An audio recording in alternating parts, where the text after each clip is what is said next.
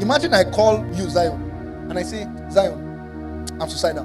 This is Jesus. The same Jesus who, you don't understand, this man has never cracked under pressure before. Every single time he had a comeback for the Pharisees. Every single time.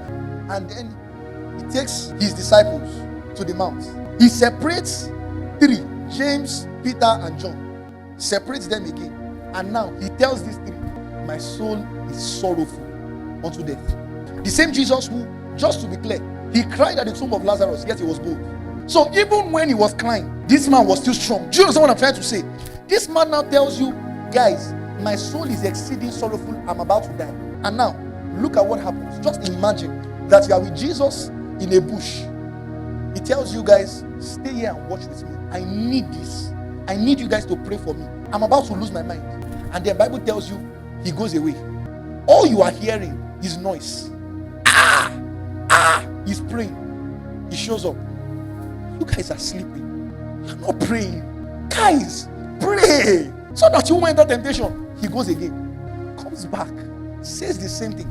Goes the last time. Now, the third time he shows up, he says, guys, it's time. Let's go. Oh God.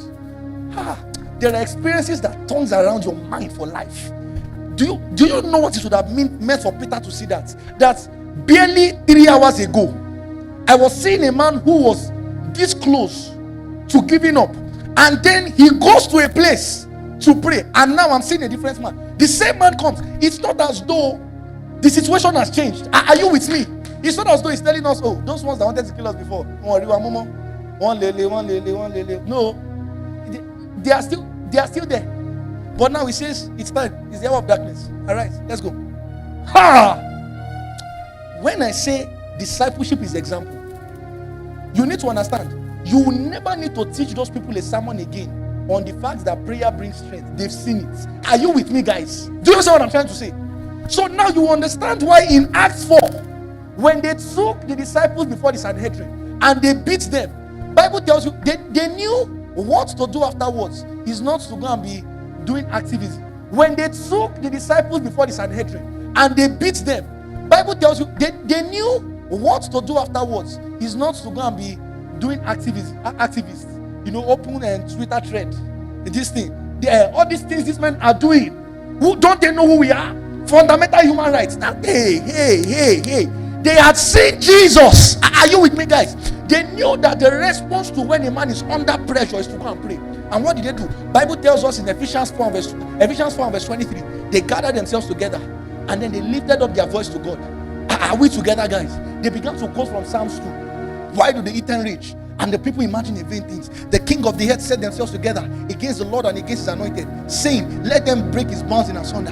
He said, and then they began to pray, Lord, grant with all boldness we may teach thy word by stretching forth thy hands to heal, and that signs and wonders may be done in the name of thy holy child Jesus. Now, what happened afterwards? Bible tells you they were filled with boldness and the Holy Ghost, and then they began to preach the word. The same exact thing. So because, notice, the situation did not change.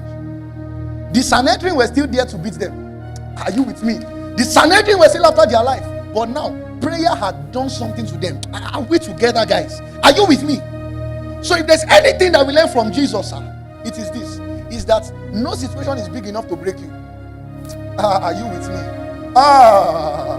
Nothing is big enough to break you. I can go into the place of prayer and come out, and I'm facing the same thing and I'm not moved.